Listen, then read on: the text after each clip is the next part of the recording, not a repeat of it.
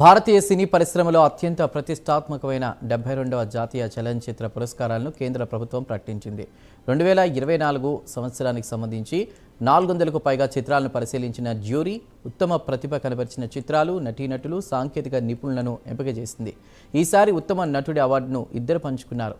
Chandu champion చిత్రానికి కార్తిక్ ఆర్యన్, భ్రమయుగం చిత్రానికి మమ్ముట్టి ఇక జాతీయ పురస్కారాన్ని అందుకోవడం జరిగింది. ఉత్తమ నటిగా ఆర్టికల్ 370 చిత్రంలో నటించినటువంటి యామి గౌతమ్ ఎంపికయ్యారు.